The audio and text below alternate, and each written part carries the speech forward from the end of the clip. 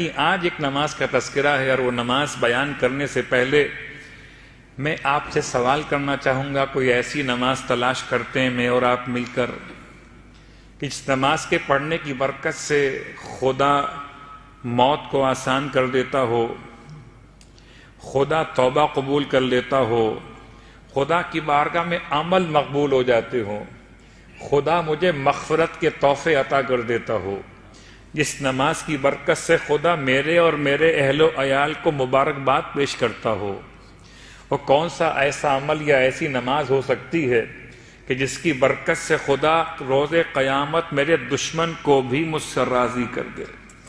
وہ کون سی ایسی نماز اور دعا ممکن ہو سکتی ہے جس کی برکت سے خدا میرے لیے دنیا اور آخرت کی روزی میں کشادگی پیدا کر دنیا اور آخرت کی روزی میں کشادگی پیدا کر دے؟ وہ کون سی نماز یا دعا ہو سکتی ہے جس کی برکت سے خدا میرے والدین کو بھی بخش دے اور ذریت کو بھی بخش دے؟ وہ کون سی ایسی دعا ہو سکتی ہے کہ خدا میرے لیے آسانیاں پیدا کر دے، کوئی مشکل نہ ہو؟ وہ کون سی دعا ہو سکتی ہے جو میری موت کو آسان کر دے، روح نکلے مگر سختی قبض روح نہ ہو، یا سختی حالت نزا نہ ہو؟ وہ کون سی ایسی دعا یا نماز ہو سکتی ہے جس کی برکت سے فرشتہ موت کے ساتھ خود جبرائیل میرے سرہانے آ جائیں؟ تو کوئی ایسی دعا یا نماز ہے یا نہیں ہے؟ یا صرف میں نے خواب و خیال کی باتیں آپ تک پہنچائی ہیں؟ یہ صرف تمنائیں نہیں ہیں، یہ آرزویں نہیں ہیں، بلکہ یہ انعامات ہیں سرکار ختمی مرتبہ صلی اللہ علیہ وآلہ وسلم۔ میں نے طریقہ بدل دیا، ثواب پہلے بیان کیا ہے اور نماز کو بعد میں بیان کر رہا ہوں، کہ بڑا فرق پڑ جاتا ہے۔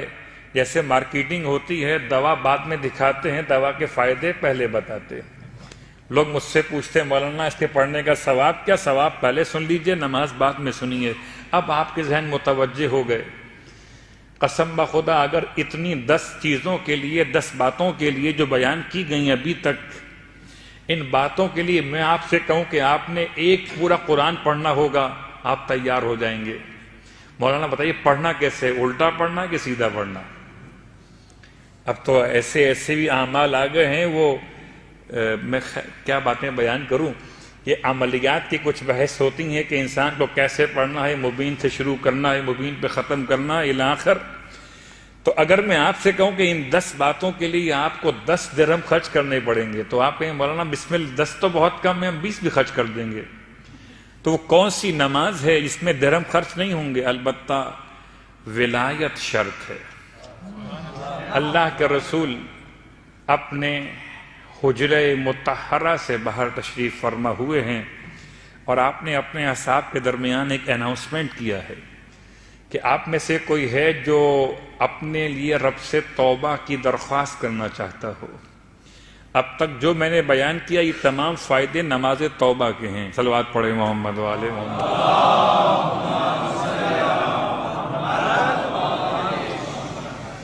بہت ڈیپ میں جانے کے لیے تو پھر الگ الگ بحث کرنی پڑتی ہے۔ نماز تو یہ کیا ہے؟ معافی۔ نماز استغفار الگ نماز ہے، وہ کیا ہے؟ یہ نماز توبہ ہے۔ توبہ اور ہے، استغفار اور ہے، اور ہے۔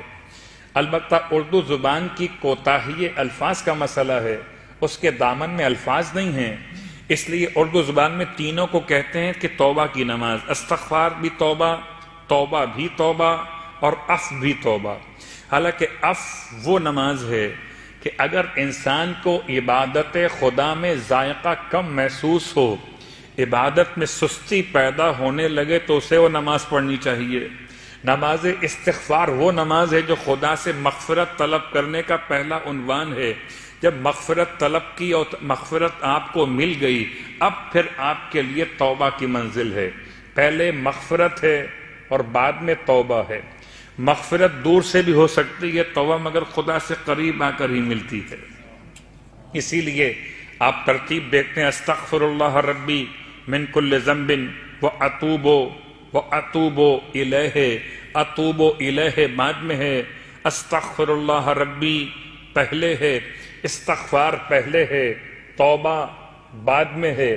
استغفار میں ندامت ہے، استغفار میں آئندہ نہ کرنے کا ارادہ ہے، استغفار میں انسان کے لیے جو کر دیا اس پہ شرمندگی، اور پھر استغفار کے بعد پھر وہ توبہ کی کیفیت۔ توبہ کی 3 قسمیں ہیں، ایک توبہ اوپر سے نیچے آتی ہے، ایک توبہ نیچے سے اوپر جاتی ہے، اور ایک توبہ پھر اوپر سے نیچے آتی ہے۔ خدا توفیق توبہ عطا کرتا ہے، یہ پہلا نزول ہے۔ پھر انسان توبہ کرتا ہے، یہ دوسرا صعود ہے۔ پھر خدا توبہ قبول کرتا ہے، یہ پھر تیسرا نزول۔ صلوات پڑھیں محمد و علیہ وسلم۔ تو توبہ یک طرفہ مسئلہ نہیں ہے، ہو سکتا ہے استغفار یک طرفہ مسئلہ ہو، استغفر اللہ ربی واتوب الیہ، لیکن یہ غیر معصومین کی بات ہو رہی ہے، معصومین کی بارگاہ مقدس کی بات نہیں ہو رہی۔ معصومین کا استغفار کرنا کس معنی میں وہ الگ موضوع ہے، میں اپنی اور آپ کی بات کر رہا۔ استغفار کے بعد توبہ، نماز توبہ۔ اللہ کے رسول فرماتے ہیں تم میں سے کون ہے جو خدا سے توبہ کرنا چاہتا ہو؟ تو بھلا کون سا ایسا شخص ہے جو کہے گا میں خدا سے توبہ نہیں کرنا چاہتا؟ نماز توبہ اللہ کے رسول نے بیان کی غسل توبہ کے ساتھ، گرچہ الفاظ روایت میں غسل لکھا ہوا ہے، لیکن بات سمجھ میں جو قرائن سے آتی ہے توبہ۔ ویسے بھی جب بھی کبھی آپ غسل جمعہ کیجئے، غسل عیدین کیجئے، غسل شب قدر کیجئے، یا دیگر اغسال یعنی کہ غسل جو مستحب یا واجب ہوتے ہیں ان کو انجام دیجئے۔ طریقہ آپ کو معلوم ہے، سر اور گردن کا دھونا، بدن کے دائیں حصے کا 1 مرتبہ اور بائیں حصے کا 1 مرتبہ دھونا، یہ مکمل دھونا، یہ کہلاتا ہے غسل ترتیبی۔ آپ اس طرح جب غسل کو مکمل کرتے ہیں تو پھر نیت کبھی کرتے ہیں جمعے کی، کبھی عیدین کی، کبھی اور مناسبتوں کے اعتبار سے، واجب ہو یا غیر واجب، اس میں نیت ایڈ کر لیجئے ہمیشہ کے لیے۔ جب بھی کوئی غسل کریں، غسل مستحب ہو یا غسل واجب ہو، اس میں نیت ایڈ کر لیجئے اپنے اس آج کی مجلس کے بعد سے، اگر نہیں کی اب تک، کہ میں غسل توبہ، غسل جمعہ، غسل توبہ، غسل جنابت، غسل توبہ، غسل شب قدر، غسل توبہ، غسل منت و نظر، غسل توبہ، غسل احرام مثلا الاخر قربتاً الی اللہ۔ اپنے ہر غسل کے ساتھ ایک نیت کو ایڈ کر لیجئے۔ فقہی اعتبار سے کوئی اس میں مسئلہ نہیں ہے، آپ ایسا کرنے پر قادر ہیں، یعنی شرعاً آپ کو اس کی اجازت ہے کہ آپ واجب یا مستحب غسل کے ساتھ ایک نیت کو اور ایڈ کر سکتے ہیں۔ تو سرکار ختم یہ مرتبہ صلی اللہ علیہ وآلہ وسلم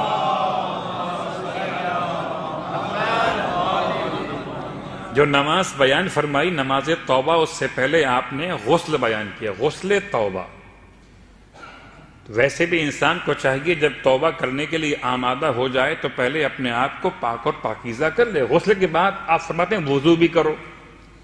اس کا مطلب یہ روایت اس غسل کے بارے میں ہے جہاں غسل کفایت نہیں کر رہا وضو کی، یا کبھی کبھی ایسا ہو سکتا ہے کہ روایت کا جو مطمع نگاہ ہو یہ ہو کہ طہارت کاملہ منعقد کی جائے، تو غسل بھی کیا جائے اور وضو بھی کر لیا جائے۔ تو دونوں باتیں آپ نے بیان فرمائی، غسل کرو پھر وضو کرو، پھر 2 رکعت کر کے 4 رکعت نماز توبہ کی نیت سے قربتاً الی اللہ پڑھو۔ ہو سکتا ہے کہ کوئی یہاں سوال ذہن میں آئے، کیا میں اپنے والدین کی طرف سے پڑھ سکتا ہوں، اپنے بھائی بہن عزیز قریب اہلیہ بچوں کی طرف سے پڑھ سکتا ہوں؟ جواب، توبہ کا مسئلہ ویسے تو اپنا اپنا ہے، میری توبہ آپ کے کام نہیں آئے گی اور آپ کی توبہ میرے کام نہیں آئے گی، اس لیے کہ آپ کے معاملات خدا سے الگ ہیں، میں لفظ گناہ استعمال نہیں کر رہا، میرے معاملات اللہ سے الگ ہیں۔ لیکن پھر بھی اگر کوئی تمام کی طرف سے پڑھنا چاہے تو شرعاً گنجائش ہے۔